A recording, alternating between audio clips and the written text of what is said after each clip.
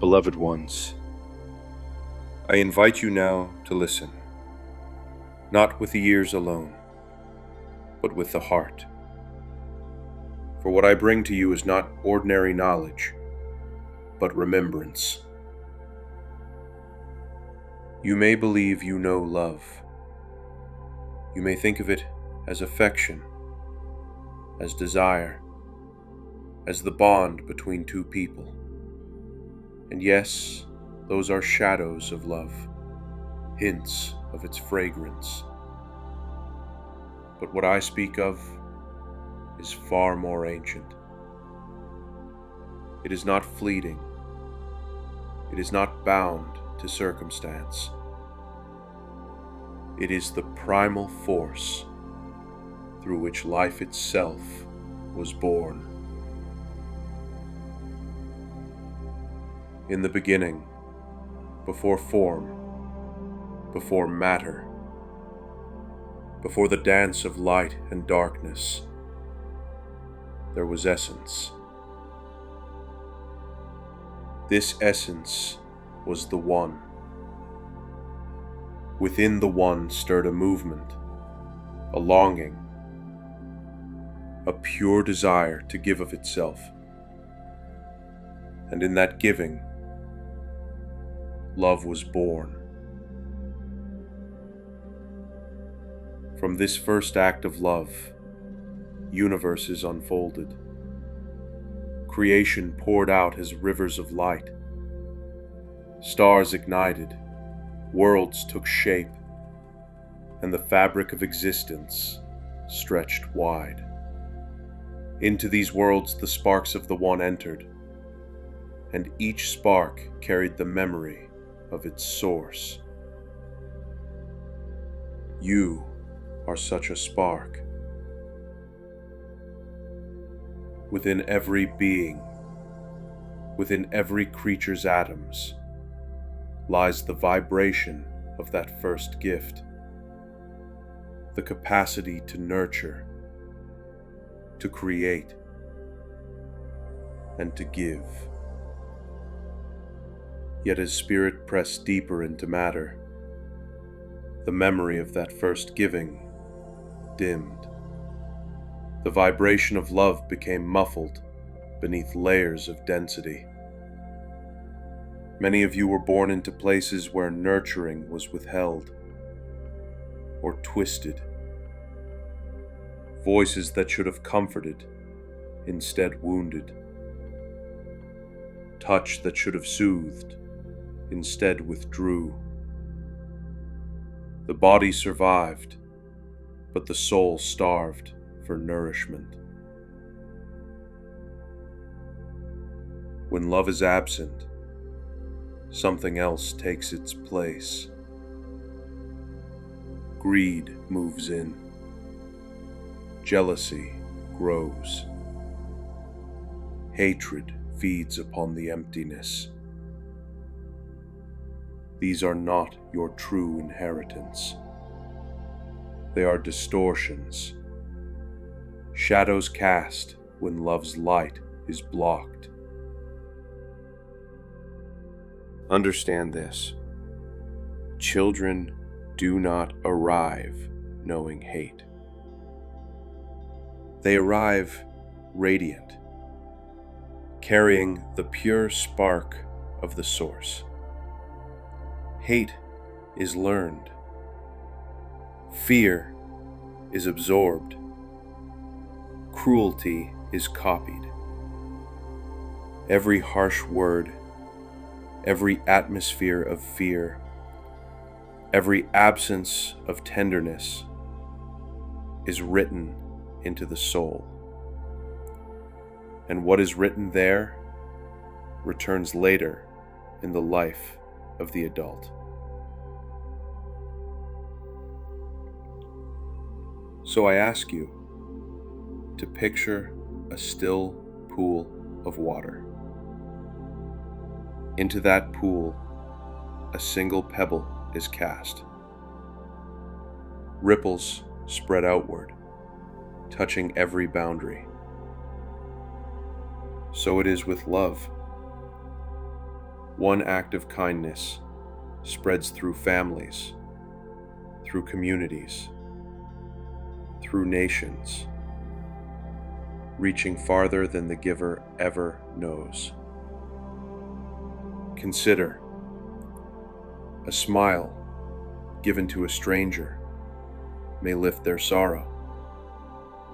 That lifted heart may comfort another, and the circle widens, unseen, unbroken. But the same is true of hate.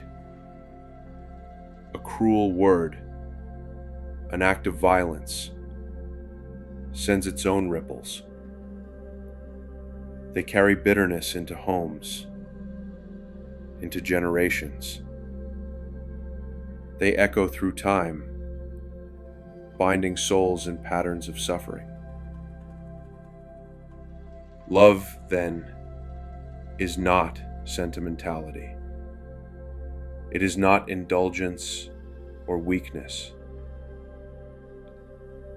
Love is the steady impulse to give without calculation, to bless without condition, to pour out without the need for recognition. Love is the law that underlies creation itself.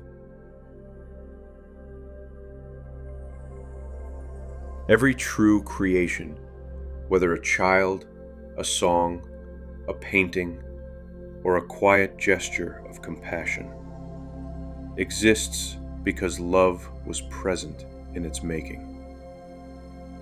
Where love is denied, destruction follows. Where love is lived, renewal begins.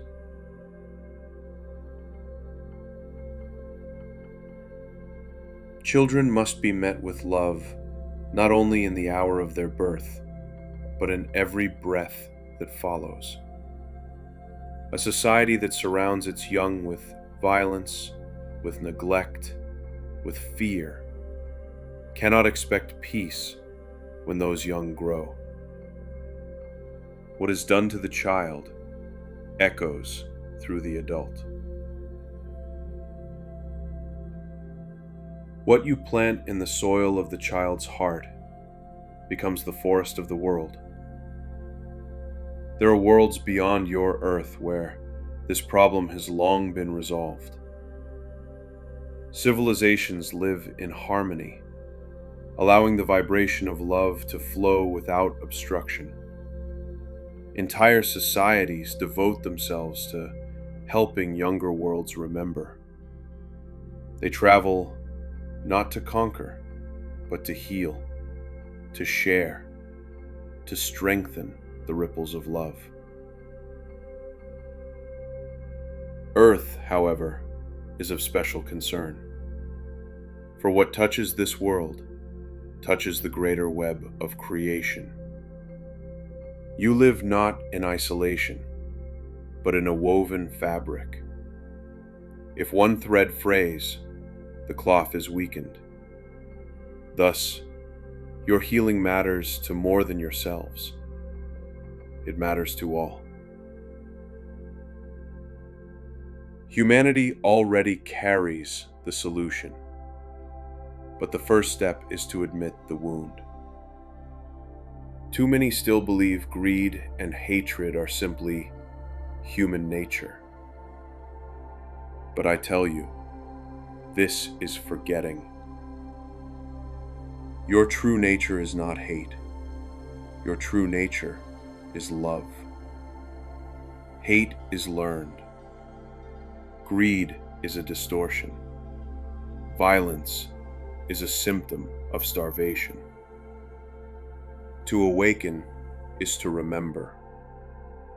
To remember is to act. Love is the beginning, and love is the return. It is the reason the one divided into many. It is the path by which the many return to unity. Each act of love is a thread woven back into wholeness. Each gift freely given narrows the gap between what you are and what you were.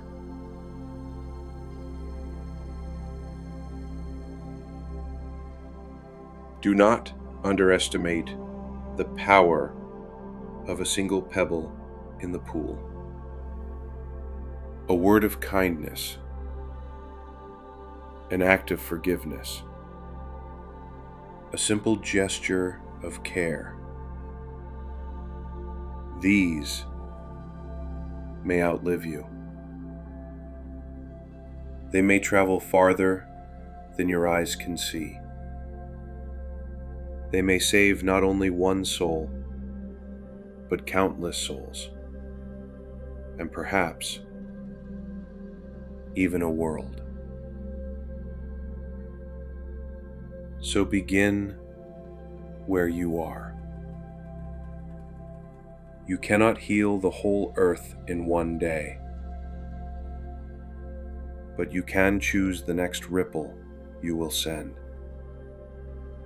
Speak one word that uplifts rather than wounds. Perform one act that nourishes rather than drains. Surround one child, one friend, even one stranger with the atmosphere of love. These are your pebbles. Cast them into the pool. Watch the ripples flow outward. Trust that they will join with other ripples until at last they rise as a tide strong enough to turn the age of your world.